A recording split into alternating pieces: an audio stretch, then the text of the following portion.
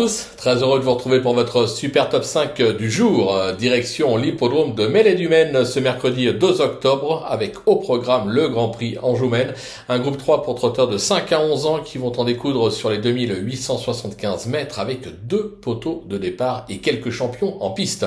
Mais avant de vous délivrer mon pronostic, n'oubliez pas qu'actuellement, pour toute ouverture de compte sur Genibet, vous pouvez bénéficier jusqu'à 200 € de bonus hippique et 50 € de freebet sport. N'hésitez pas également à vous abonner à notre chaîne, sur laquelle vous pouvez notamment me retrouver tous les jours au travers de mon Super Top 5, mais également de mes cotes et cotes pour la réunion principale. D'ailleurs, pour info, dimanche à Vincennes, je vous conseillais pas moins de 5 gagnants dans la réunion, et notamment le vainqueur du Super Top 5. Vous pouvez également aller vous balader sur nos réseaux sociaux pour y retrouver les pronos de notre ami Flo Gautreau. Sans plus attendre, je vous délivre mon pronostic et restez bien avec moi jusqu'à la fin de l'émission pour connaître mes impasses. Alors en tête, ce sera le 4, Hino du Lupin, le 5, Inexcess Bleu, le 9, Gaspard d'Angis, le numéro 3, Hymne du Gers, le 16, Onec et le 7, Gendréen.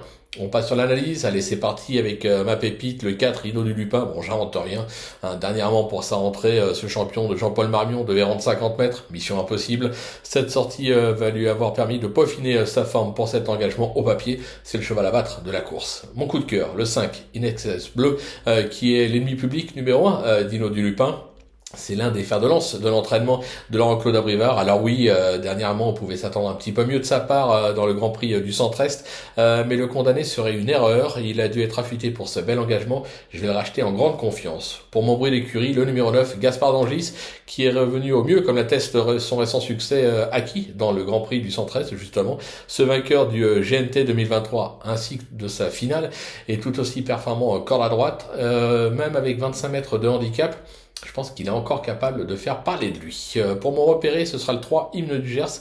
Décevant lors de la finale du Trophée Vert à Cran, cet élève de Jean-Michel Bazir a remis les compteurs à zéro à l'occasion de l'étape du GNT au Mans. Ce fils de Bold Eagle affiche 71% de réussite à droite, idéalement engagé au premier poteau, pieds nus et avec le patron aux commandes. Vous l'aurez compris, tous les feux sont au vert.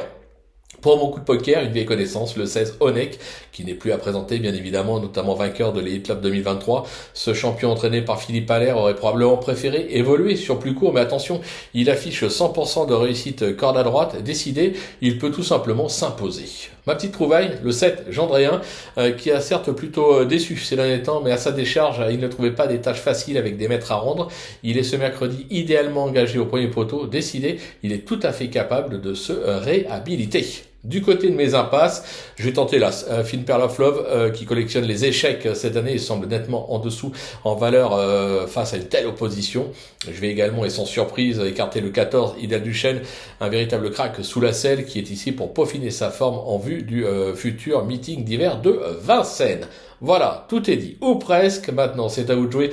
Sans oublier que sur Genibet, on peut jouer en fractionné. Alors, bon jeu à tous et rendez-vous dès demain pour un nouveau Super Top 5 direction l'hippodrome de Compiègne. Ce sera de l'obstacle.